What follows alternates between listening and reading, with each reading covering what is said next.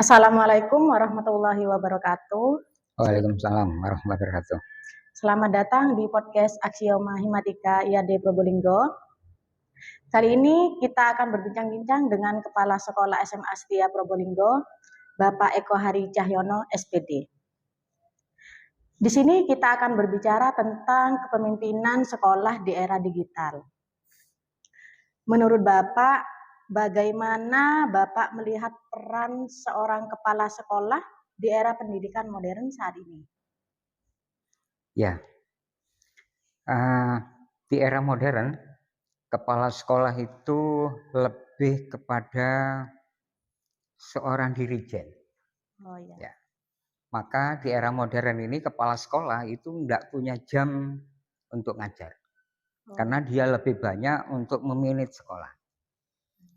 Seperti dirijen, bagaimana seorang dirijen itu bisa mensinkronkan antara alat musik satu dengan yang satu dengan satu sehingga menjadi sebuah harmoni yang indah.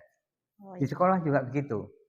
Bagaimana kita mengatur para waka, para guru, para siswa sehingga ketika ini nyaman, kondusif, insya Allah sekolahnya pun akan nyaman, akan maju. Begitu Bapak ya. Apa tantangan terbesar dalam memimpin sekolah menengah atas ini Bapak?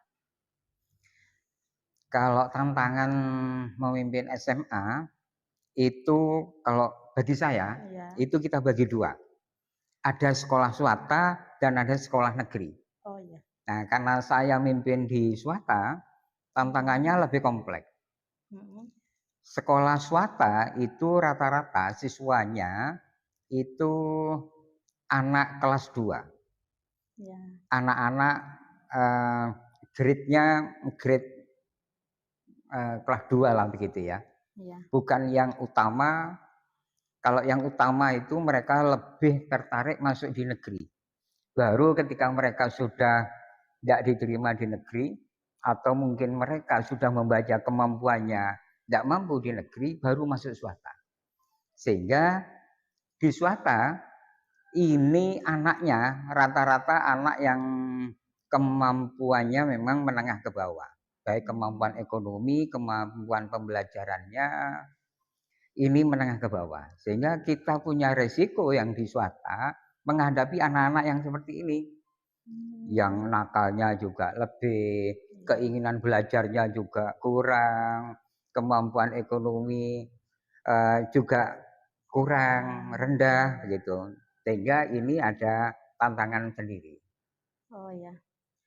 Bagaimana sekolah Bapak menghadapi perkembangan teknologi dalam dunia pendidikan ini? Nah, ini yang penting.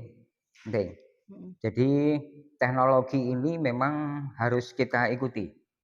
Karena dengan mengikuti teknologi, insya Allah kita bisa mengikuti perkembangan tentang sekolah ya.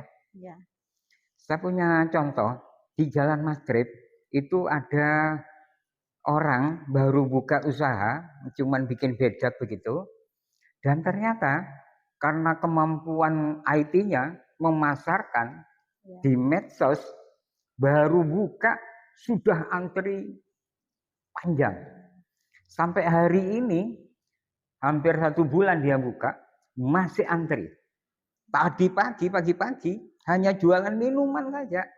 Yang minumannya juga umum begitu ya, ya minuman coklat. Ini luar biasa, masih antri ramai. Ini luar biasa. Nah, ini salah satunya juga dari IT. Kita ngikuti medsos, mengiklankan dan segala macamnya melalui medsos. Ini kalau memang kita bisa bikin daya tarik melalui iklan. Contohnya ini, laku luar biasa. Nah, belajar dari ini maka sekolah pun harusnya sama. Sekolah kita pinter ngemas, kita masukkan di IT, di medsos, insya Allah akan lebih laku. Menurut saya begitu. Oh ya. Apa program unggulan dari sekolah yang Bapak pimpin ini? Kalau SMA Setia, sejak 3 tahun yang lalu saya masuk di Setia. Kebetulan saya ada di KONI, di Komite Olahraga Nasional Indonesia, yang di sana ternyata sampai hari ini kita masih diributkan oleh bagaimana atlet berprestasi juga bisa mengenyam pendidikan yang baik juga. Karena rata-rata atlet yang berprestasi, yang suka tanding keluar, ternyata ada kendala di sekolah, dia tidak bisa meninggalkan terlalu lama untuk pembelajaran. Nah, karena itu maka inovasinya saya mendirikan sekolah SMA KKO, kelas khusus olahraga. Sehingga para atlet kita harapkan masuk di SMA Setia, mereka bisa fokus kepada pendidikan non-akademisnya di bidang olahraga, meningkatkan prestasinya. Yang akademisnya itu bisa kita kondisikan. Baik melalui online, melalui modul dan segala macam, yang penting punya prestasi. Ya, sehingga alhamdulillah hari ini siswa di SMA Setia meningkat, baik itu yang daftar maupun yang pindah, karena punya keunggulan tersendiri di bidang olahraga. Oh, begitu Bapak ya. Ya. Apa pesan Bapak untuk guru-guru muda yang baru memulai karir mengajarnya di sini? Nah, kalau pesan saya, guru-guru muda itu rata-rata punya idealisme tinggi. Ketika di bangku kuliah diajari tentang keilmuan, yang kedua diajari tentang dialog segala macam di kampus itu, maka ketika mereka keluar dari kampus itu idealismenya masih tinggi. Nah, saya berharap ketika mereka masih punya idealisme tinggi, menghadapi tantangan di sekolah, ada yang macam-macam, idealisme jangan turun. Tetap semangat dengan idealisme yang ada, sehingga insya Allah sekolah akan terbantu dengan program-program motivasinya, dengan idealismenya, sehingga dia bisa banyak membantu mengembangkan pendidikan di sekolah yang dia ampu. Jadi harapan saya begitu, anak muda jangan loyo, jangan kendor, tetap semangat. Terima kasih Bapak Eko Hari Cahyono atas ilmu yang diberikan. Sekian podcast hari ini. Semoga kepemimpinan di era digital ini bisa bermanfaat bagi kita semua. Sampai jumpa di podcast-podcast selanjutnya yang lebih menarik.